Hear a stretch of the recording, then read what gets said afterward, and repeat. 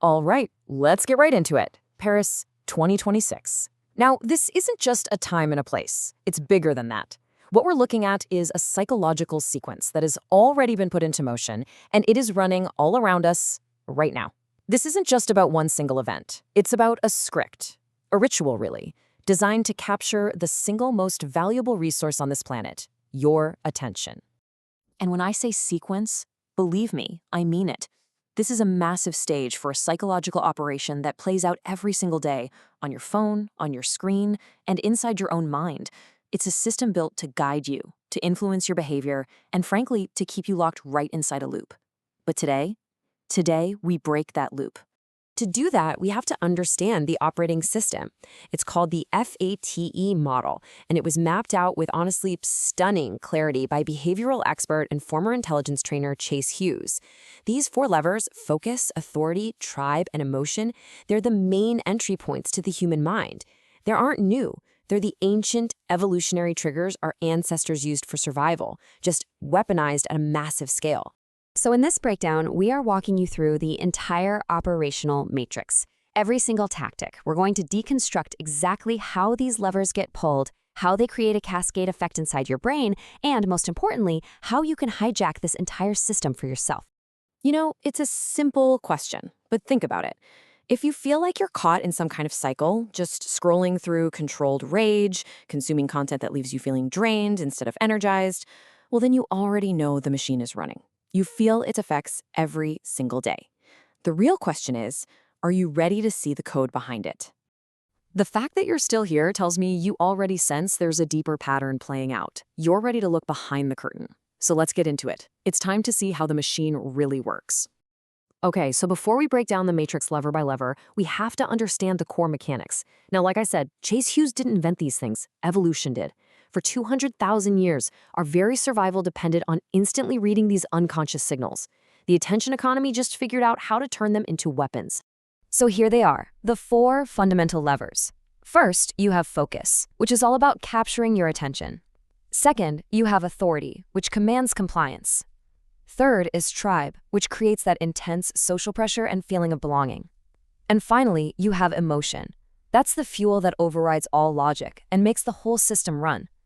Literally every piece of persuasive content you see follows this exact sequence.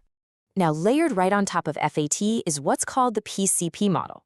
You can think of this as the cascade that turns attention into actual action. First, they change your perception of what's real. Then, they shift the context, defining what's normal or allowed in that new reality.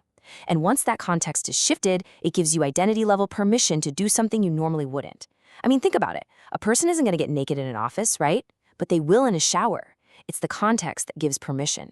And here are the final pieces that make the whole system just run on autopilot. First, micro-compliance, getting you to agree to tiny things like clicking a like button, which makes you way more likely to agree to bigger things later. Then there are identity shifts, framing suggestions so that you start to think, yeah, I'm the type of person who does this. And finally, mimetic contagion. That's when these ideas just spread like a virus through social groups. So now that you see the mechanics, let's plug them straight into the matrix. Okay, let's dive into the very first lever, focus. This is the gateway. I mean, without capturing your focus, none of the other levers can even be pulled. The attention economy is literally a war for your eyeballs, and its primary weapon is novelty. This idea comes directly from Chase Hughes' work, and it is so critical to understand. Just imagine your ancestor walking past the same bush every single day, but one day a stick snaps behind it. Their focus instantly, involuntarily, goes right to that sound. It's a pure survival instinct. Well, in our world, a sudden notification sound, a really strange image, or a shocking headline, it does the exact same thing. It blows right past your rational filters and just locks your attention. That's the entry point. So once your focus is locked, the very next lever is authority. We are just hardwired to obey authority because, for our ancestors, listening to the tribal leader literally meant survival. The system knows this, and it uses this instinct against us by manufacturing fake signals of authority all the time. Now, this is where it gets really interesting. Look at this distinction here. The system uses perceived authority. You know, the lab coat in the Milgram experiment, that blue checkmark on social media, a news anchor, super confident tone, an algorithm telling you what's important. But true authority, the kind we're here to build, that's earned. It comes from things like self-discipline, self-mastery, a deep sense of being grounded. It's an internal state, not just some external symbol. All right, let's move to the third lever, and you'll see how this all builds. After establishing authority, the system moves to tribe. And honestly, this is arguably the most powerful lever of them all, because it taps into our most primal human need, the need to belong. Look, that's not an exaggeration. It's literally written into our evolutionary code. To be cast out of the tribe was a death sentence. The system manufactures a fake sense of tribe to create conformity. But this is also where our greatest strength lies. Finding a real tribe, a community of clear-sighted, supportive people, a true brotherhood. That is the ultimate countermeasure. And what's absolutely wild is that the power of this kind of synchronized group attention is now measurably real. Just look at this. This number comes from something called the Global Consciousness Project, a formal experiment that ran for 17 years. It found that during major global events, when millions of people are sharing the exact same focus and emotion, a whole network of random number generators around the world deviates from randomness to a 7 sigma degree.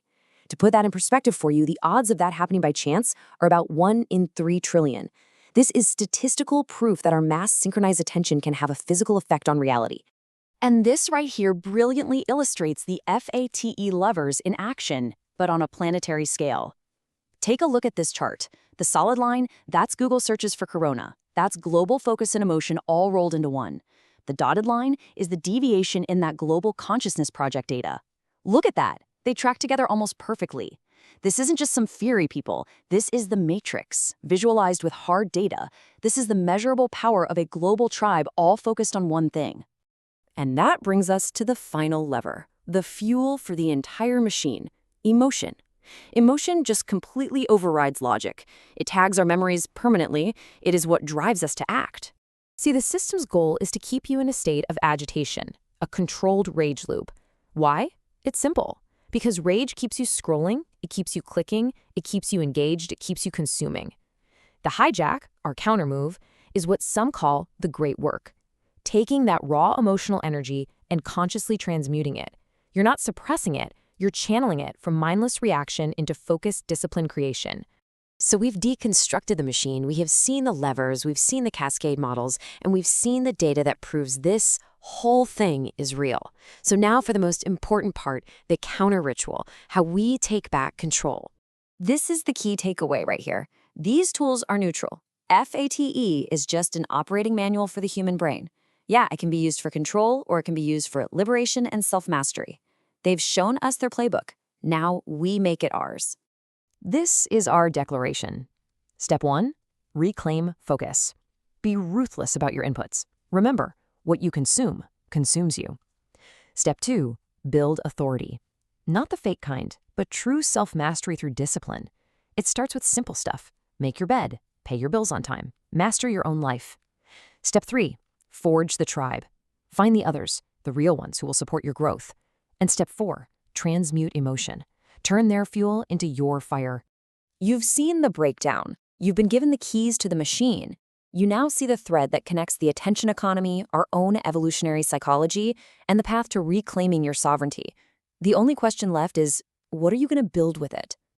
If you're with us on this, make your declaration. Drop "I see the thread" in the comments right now to signal you're part of the real tribe. Subscribe, because we are just getting started here. The next drop is coming.